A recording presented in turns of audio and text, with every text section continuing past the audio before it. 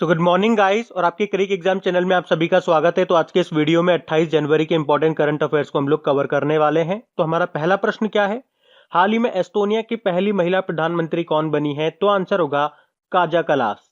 तो अभी कुछ समय पहले ही हमने पढ़ा था एस्टोनिया के जो प्रधानमंत्री थे जूरी रातास, उन्होंने इस्तीफा दे दिया था और अब एस्टोनिया की पहली महिला प्रधानमंत्री बन गई हैं। क्या नाम है इनका? नाम याद रखना है, काजा कलास इनका नाम है। अच्छा, इसी तरह से आपको ये जुजाना केपुटोवा का नाम याद होगा। ये स्लोवाकिया की पहली महिला प्रेसिडेंट बनी थी। और कातेरिना केल्लापोउलो का नाम, ये ग्रीस की पहली महिला राष्ट्रपति बनी थी। और सोहेल वर्क जेवड़े, ये इथोपिया की पहली महिला राष्ट्रपति बनी थी। अच्छा, एस्टोनिया की बात है तो ये रहा मैप में एस्टोनिया। कैपिटल है इसकी टैलिन है, करेंसी है यूरो। और अब पहली महिला प्रधानमंत्री कौन बन गई? काजा कलास नाम याद रखना है। बढ़ते आगे। फिर है, हाल ही में किस राज्य सरकार ने नई एम सेंड पॉलिसी 2020 लॉन्च की है? तो आंसर होगा राजस्थान ने। तो अभी राजस्थान की सरकार ने नई एम सेंड पॉलिसी 2020 को लॉन्च किया है। एक्चुअली में अवैध बजरी खनन पर लगाम लगाने के लिए राज्य सरकार बजरी के विकल्प के रूप में ये एम सेंड लेकर के आई है। बजरी मतलब रेत वगैरह। और एम सेंड की फुल फॉर्म हो गई मैन्युफैक्चर्ड सेंड। तो अब एम सेंड के कारण नदियों से जो बजरी की आपूर्ति पर निर्भरता कम हो जाएगी। एम सेंड का मतलब तो आप समझ रहे हो ना, पत्थरों को क्रशिंग करके जो रेत या मिट्टी टाइप बनाई जाती है उसे कह रहे हैं मैन्युफैक्चर्ड सेंड। जो हम बना रहे हैं क्रश करके, जो पत्थर होते हैं ना, चट्टानों से पत्थर तोड़े फिर उसको क्रश कर दिया, बिल्कुल बारीक कर दिया, तो वो हो गई एम सेंड। और एक बजरी जो रेतियों से वो नदियों से निकलती है वो है ही सही, तो उसको उसकी जगह लेकर के आएंगे इसको, क्योंकि नदियों से हम रेती निकालते हैं तो हमारे जो इकोसिस्टम है वो खराब हो रहा है। अब बात राजस्थान की है तो ये रहा मैप में राजस्थान। देखो, इसकी कैपिटल जयपुर है और पिंक सिटी बोलते हैं इसको। और इसको कुछ समय पहले वर्ल्ड हेरिटेज साइट का दर्जा भी मिला था। कई बार बताया, विश्व का तीसरा सबसे बड़ा स्टेडियम बनेगा जयपुर में ही, जिसकी सीटिंग कैपेसिटी होगी 75,000। उसके अलावा देश का पहला अंगदाता स्मारक ऑर्गन डोनर मेमोरियल, इसका उद्घाटन किया गया कहाँ पे? जयपुर में ही। और कुछ समय पहले प्रधानमंत्री नरेंद्र मोदी ने जयपुर में पत्रिका गेट का भी उद्घाटन किया था। यहाँ के मुख्यमंत्री हैं अशोक गहलोत, गवर्नर हैं कलराज मिश्र और चीफ जस्टिस हैं इंद्रजीत मोहंती। अभी राजस्थान सरकार ने आयुष्मान भारत महात्मा गांधी स्वास्थ्य बीमा योजना शुरू की थी और इंदिरा गांधी मातृत्व पोषण योजना शुरू की थी। और इंदिरा से मैंने 2 योजनाएं आपको और बताई थी। इंदिरा रसोई योजना, जिसमें जरूरतमंद और गरीब लोगों को 8 रुपए में खाना दिया जाता है। और इंदिरा से आप याद रखो एक और पॉइंट कि इंदिरा प्रियदर्शनी बेबी किट वितरण कार्यक्रम भी शुरू किया था राजस्थान की सरकार ने। अभी वात्सल्य योजना और समर्थ योजना भी शुरू की गई यहाँ पे। मोक्ष कलश योजना 2020 को भी शुरू किया गया था और वन स्टॉप शॉप योजना भी शुरू की थी। देखो, राजस्थान में आपको 3 टाइगर रिजर्व मिल जाएंगे, Sariska tiger reserve, Ranthambore tiger reserve और मुकुंदरा हिल्स। और यहाँ का राजकीय पशु क्या है? चिंकारा है और ऊंट भी है।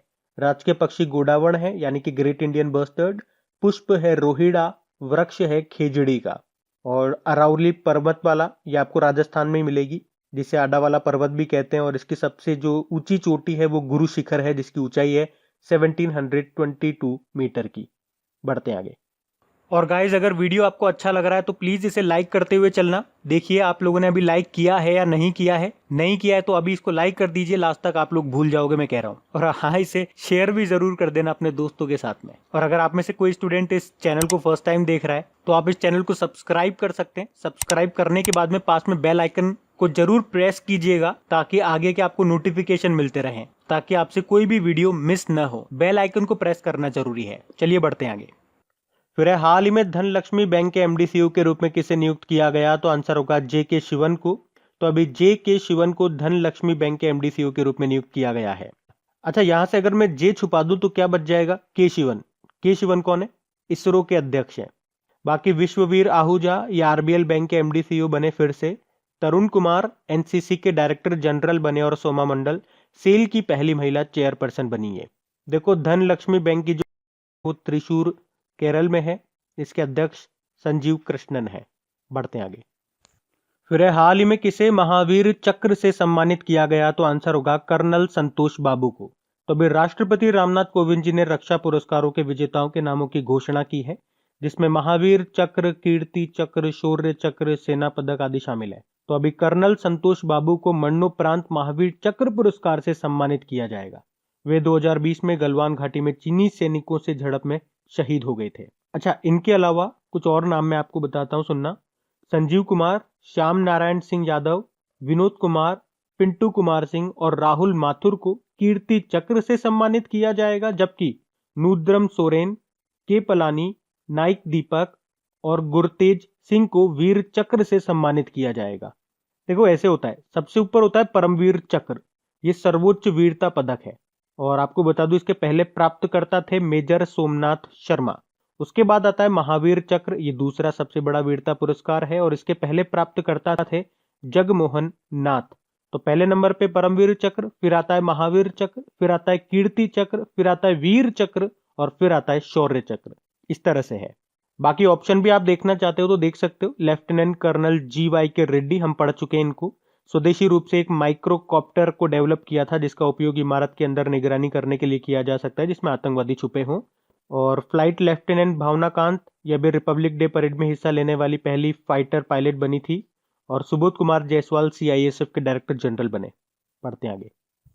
फिर अभी हाल ही में पर्यटकों के लिए विश्व का सबसे बड़ा सफेद मगरमच्छ पार्क ये किस राज्य में खोला गया? तो आंसर होगा उड़ीसा। तो उड़ीसा में भितरकनिका नेशनल पार्क है। तो वहीं पे मगरमच्छों की वार्षिक गणना के बाद पर्यटकों के लिए विश्व का सबसे बड़ा सफेद मगरमच्छ पार्क खोल दिया गया है। यहाँ सफेद मगरमच्छ काफी अधिक संख्या में पाए जाते हैं। अब बात उड़ीसा की है, तो ये रहा मैप में उड़ीसा। कैपिटल भुवनेश्वर है, और भुवनेश्वर से आप याद रख सकते हो जनजातीय हॉस्टल्स के लिए ISO सर्टिफिकेट पाने वाला ये पहला राज्य बना था। और भुवनेश्वर से आप याद रख सकते हो कि FSSM faecal sludge and septage management के लिए ISO सर्टिफिकेट पाने वाला ये पहला शहर बना था भुवनेश्वर। और 2023 में जो international hockey federation FIH men's hockey world cup ये होंगे उड़ीसा के भुवनेश्वर में और राउरकेला में। उसके अलावा एम्स भुवनेश्वर ने अभी लगातार तीसरी बार कायाकल्प पुरस्कार भी जीता था। बाकी यहाँ के मुख्यमंत्री नवीन पटनायक हैं, गणेशी लाल यहाँ के गवर्नर हैं, और अभी उड़ीसा के नए चीफ जस्टिस बने, उनका नाम है S मुरलीधर। बाकी अभी उड़ीसा में तोशाली राष्ट्र शिल्प मेला भी शुरू हुआ था।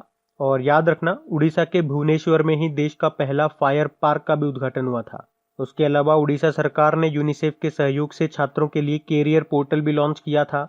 और भारत का सबसे बड़ा हॉकी स्टेडियम ये उड़ीसा के राउरकेला में बनेगा। उसके अलावा अमृत योजना रैंकिंग जो आई थी उसमें टॉप पे रहा था उड़ीसा। और सरकारी भूमि की सुरक्षा के लिए स्पेस टेक्नोलॉजी और आर्टिफिशियल इंटेलिजेंस का उपयोग करने वाला पहला राज्य बना था उड़ीसा। और उड़ीसा सरकार ने ही हरित आवरण बढ़ाने के लिए सबुजा ओडिशा पहल की शुरुआत की। उसके अलावा भूमिहीन किसानों को लोन देने के लिए बलराम योजना भी शुरू की थी उड़ीसा ने। यहाँ पे एक मंदिर आपको मिलेगा, कोणार्क सूर्य मंदिर।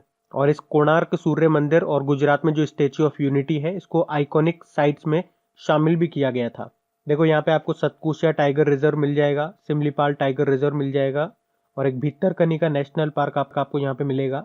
बाकी आप याद रख सकते हो, जनजातीय हॉस्टल्स के लिए ISO सर्टिफिकेट पाने वाला पहला राज्य उड़ीसा ही है। बंदे उत्कल जननी को स्टेट सॉन्ग का भी दर्जा मिला था, जिसे लिखा था के लक्ष्मीकांता महापात्रा ने। कई बार एग्जाम में पूछा जा चुका है, ब्लैक पगोडा टेम्पल किसे कहते हैं, किसे कहते हैं? कोणार्क सन टेम्पल को कहते हैं, जिसका चित्र आपको मिलेगा 10 रुपए के नोट पे। लॉन्गेस्ट डैम ऑफ इंडिया आपका हीराकुद डैम है, एग्जाम में आ चुका है। किस नदी पे है? महानदी पर है। और बाराबत्ती स्टेडियम भी याद रखो, ये आपको मिलेगा कटक उड़ीसा में। और ये जो आप देख रहे हो, ये भारत की सबसे बड़ी और दुनिया की दूसरी सबसे बड़ी खारे पानी की तटीय झील है, जिसे बोलते हैं चिल्का लेक। ये एक लगून झील है। तो इतना याद रखो, बढ़ते हैं आगे। फिर हाल ही में अंकटाड के द्वारा जारी रिपोर्ट के अनुसार 2020 में कौन सा देश FDI फॉरेन डायरेक्ट इन्वेस्टमेंट का सबसे बड़ा प्राप्तकर्ता रहा? तो आंसर होगा चाइना। इस बार चाइना ने USA को पीछे छोड़ा। अंकटाड यानी कि United nation conference on trade and development, तो इसने एक रिपोर्ट जारी की और उसके अनुसार 2020 में चीन प्रत्यक्ष विदेशी निवेश यानी कि FDI का सबसे बड़ा प्राप्तकर्ता था।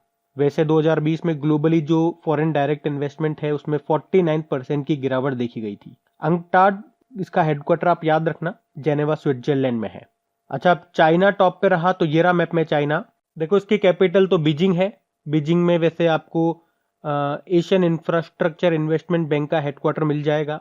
शंघाई कोऑपरेशन ऑर्गेनाइजेशन का हेडक्वार्टर भी आपको यहाँ पे मिल जाएगा। और बीजिंग से आप याद रख सकते हो कि 2022 के जो विंटर ओलंपिक्स होंगे वो यहीं पे होंगे, बीजिंग ओलंपिक्स। करेंसी इसके रेनबिन भी है, प्रेसिडेंट है शी जिनपिंग। अच्छा, एशिया के अभी सबसे अमीर जो आदमी बने थे वो चाइना से ही हैं, उनका नाम है झोंग शेनशा। उसके अलावा 2023 में 18वें एशियन फुटबॉल कॉन्फेडरेशन यानी कि AFC एशियन कप ये कहाँ पे होंगे? चाइना में होंगे। इसके अलावा भी एक रिपोर्ट आई थी और उसमें बताया था कि 2028 तक चाइना USA को पछाड़कर सबसे बड़ी इकोनॉमी यानी कि अर्थव्यवस्था बन जाएगा। और उसी रिपोर्ट में बताया था कि जो भारत है वो 2025 तक तो 5वां और 2030 तक तीसरी सबसे बड़ी इकोनॉमी बन जाएगा। अभी विश्व के सबसे बड़े रेडियो टेलीस्कोप का भी निर्माण किया था चाइना ने, जिसका नाम फास्ट रखा था। फास्ट मतलब 500 मीटर अपर्चर स्फेरिकल टेलीस्कोप। उसके अलावा चंद्रमा पर झंडा फहराने वाला दूसरा देश बना था अभी चाइना, पहला USA था। और चाइना ने दुनिया का पहला 6G सैटेलाइट को भी सफलतापूर्वक लॉन्च किया था, तो ये भी याद रखना। बढ़ते हैं आगे। फिर है, हाल ही में किस मंत्रालय ने शौर्यवान नाम से एक ई-पत्रिका को लॉन्च किया है? तो आंसर होगा रक्षा मंत्रालय ने। तो केंद्रीय रक्षा मंत्री हैं राजनाथ सिंह जी, और इन्होंने एक नई वेबसाइट को शुरू किया जो भारत में वीरता पुरस्कारों और उनके प्राप्तकर्ताओं के बारे में जानकारी प्रदान करती है। तो इस पोर्टल में सभी महत्वपूर्ण जानकारी आपको उपलब्ध हो जाएगी।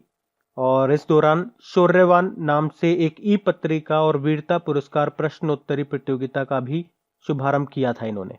अच्छा, जनजातीय मामलों के मंत्रालय से आपको एक पॉइंट याद रखना है। अभी लगातार दूसरे साल इसने स्कॉच चैलेंजर पुरस्कार 2021 जीता था। और हमारे जनजातीय मामलों के मंत्री कौन है? अर्जुन मुंडा है, जिनका निर्वाचन क्षेत्र कॉन्स्टिट्यूएंसी है खुंटी, झारखंड। वैसे ये आर्चरी एसोसिएशन ऑफ इंडिया के भी अध्यक्ष हैं। बढ़ते हैं आगे। फिर है, हाल ही में किसे मरणोपरांत सर्वोत्तम जीवन रक्षा पुरस्कार 2020 से सम्मानित किया गया? तो आंसर होगा मोहम्मद मोहसिन को। तो अभी गणतंत्र दिवस की पूर्व संध्या को ही रामनाथ कोविंद जी ने, जो हमारे राष्ट्रपति हैं, उन्होंने दूसरों का जीवन बचाने के लिए बहादुरी दिखाने वाले 40 लोगों को जीवन रक्षा पदक दिए जाने की स्वीकृति दी है। तो इनमें मोहम्मद मोहसिन को मरणोपरांत ये सर्वोत्तम जीवन रक्षा पदक दिया जाएगा। तो इनका नाम एक याद रखना है आपको। बाकी डॉक्टर राजेंद्र सिंह भंडारी, अभी हमने पढ़ा था, सुभाष चंद्र बोस आपदा प्रबंधन पुरस्कार जीता था इन्होंने। वीरेंद्र सिंह राठौड़ राष्ट्रीय सड़क सुरक्षा पुरस्कार 2021 जीता था। और रोहिणी गोडबोले, फ्रांस का प्रतिष्ठित सम्मान ऑर्डर नेशनल ड्यू मेरिट से इनको सम्मानित किया गया था। तो ये नाम भी याद रखना। बढ़ते हैं आगे। फिर है, हाल ही में आकाश NG यानी कि न्यू जनरेशन मिसाइल का सफलतापूर्वक परीक्षण ये कहां पे किया गया? तो आंसर होगा उड़ीसा में। तो अभी उड़ीसा के टेस्ट फायरिंग रेंज में DRDO ने इसका सफल परीक्षण किया है।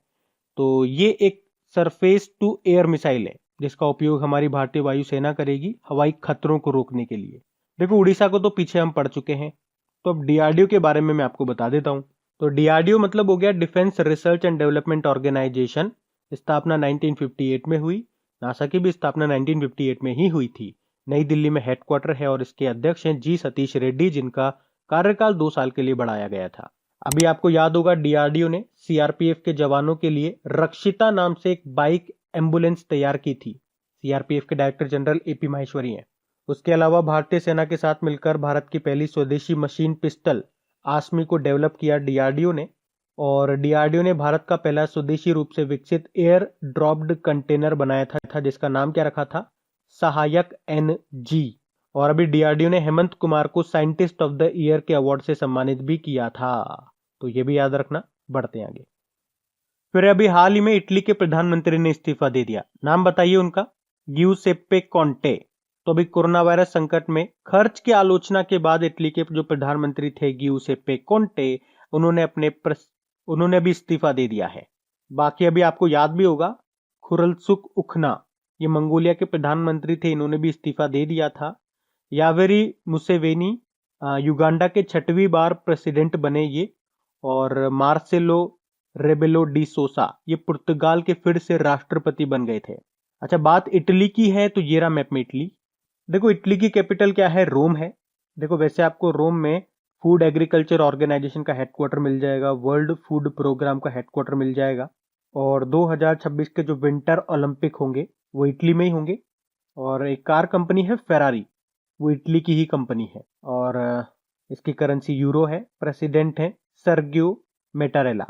अच्छा, इटली में भारतीय राजदूत कौन है? डॉक्टर नीना मल्होत्रा है। बढ़ते आगे। फिर अगला प्रश्न है कि कोविड-19 के बाद दुनिया में सामाजिक आर्थिक चुनौतियों पर संयुक्त राष्ट्र के उच्च स्तरीय सलाहकार बोर्ड का हिस्सा बनने के लिए किस भारतीय को चुना गया? तो आंसर होगा जयति घोष को। तो अभी भारत की अर्थशास्त्री जयति घोष को कोविड-19 के बाद की दुनिया में सामाजिक आर्थिक चुनौतियों पर संयुक्त राष्ट्र के उच्च स्तरीय सलाहकार बोर्ड का हिस्सा चुना गया है। तो ये बोर्ड संयुक्त राष्ट्र महासचिव को भविष्य की प्रतिक्रिया देने के लिए सिफारिशें करेंगी। और ये जयति घोष वर्तमान में यूनिवर्सिटी ऑफ मैसाचुसेट्स में अर्थशास्त्र की प्रोफेसर हैं। बाकी टीएस तिरुमूर्ति ये यूनाइटेड नेशन में भारत के स्थायी प्रतिनिधि बने थे। राजीव लोचन सुंदरम फाइनेंस के मैनेजिंग डायरेक्टर बने। और Nuzhat Shamim Khan United Nation Human Right Council संयुक्त राष्ट्र मानवाधिकार परिषद के ये अध्यक्ष चुने गए थे 2021 के लिए। बढ़ते हैं आगे। फिर अभी इंटरनेशनल मॉनेटरी फंड ने वित्त वर्ष 2020-21 के लिए भारत की जीडीपी ग्रोथ रेट कितना रहने का अनुमान लगाया, तो आंसर होगा -8%। तो अभी हाल ही में आईएमएफ ने वित्त वर्ष 2020-21 के लिए भारत की जीडीपी ग्रोथ रेट -8% रहने का अनुमान लगाया है, जबकि अगले वित्त वर्ष के लिए यानी कि 21-22 के लिए +11.5% रहने का अनुमान लगाया। अच्छा, अब ध्यान से सुनना, यहाँ पे 2 पॉइंट मैं आपको बताऊंगा। एक तो यहाँ पे हमने बात कर ली क्वेश्चन में आईएमएफ के अकॉर्डिंग जो फाइनेंशियल ईयर 2020-21 में भारत की जीडीपी ग्रोथ रेट है वो कितना रहने का अनुमान लगाया, -8%। उसके अलावा अभी फिक्की ने भी वित्त वर्ष 2020-21 के लिए भारत की जीडीपी ग्रोथ रेट -8% रहने का ही अनुमान लगाया है, तो वो भी याद रखना। देखो फिक्की मतलब क्या होता है, federation of Indian chambers of commerce and industry. बाकी आईएमएफ का हेडक्वार्टर आप याद रख लो, इसका हेडक्वार्टर वॉशिंगटन डीसी में है। मैनेजिंग डायरेक्टर क्रिस्टलिना जॉर्जीवा है और चीफ इकोनॉमिस्ट गीता गोपीनाथन। तो अब बात करेंगे कल के वीडियो में पूछे गए प्रश्न के उत्तर की। तो देखो कल के वीडियो में आपसे पूछा गया था अमेरिका के पहले सेकंड जेंटलमैन कौन बन गए, तो आंसर होगा डगलस एमहॉफ। कमला हैरिस के पति हैं ये। कमला हैरिस अमेरिका की पहली महिला उपराष्ट्रपति बनी। आप सभी ने प्रश्न का बिल्कुल सही उत्तर दिया है। तो चलिए अभी फटाफट से कल के वीडियो में पूछे गए करंट अफेयर्स का क्विक रिवीजन हम लोग कर लेते हैं। पहला प्रश्न आपसे पूछा जा रहा है, अभी हाल ही में जारी जर्मन वॉच के ग्लोबल क्लाइमेट रिस्क इंडेक्स 2021 में कौन सा देश टॉप पे रहा, तो आंसर होगा मोजाम्बिक। भारत इसमें 7वें नंबर पे रहा। और इससे पहले हमने पढ़ा था वर्ल्ड रिस्क इंडेक्स आया था 2020 में, उसमें टॉप पे रहा था वानुअतु। भारत उसमें 89 नंबर पे था, है ना। तो वो तो था वर्ल्ड रिस्क इंडेक्स और ये है ग्लोबल क्लाइमेट रिस्क इंडेक्स, तो दोनों आपको याद रखना है। मोजाम्बिक की कैपिटल क्या है, मापुटो। फिर विभिन्न प्रतियोगी परीक्षाओं के लिए मुफ्त कोचिंग सुविधा अभ्युदय को शुरू करने की घोषणा की उत्तर प्रदेश सरकार ने।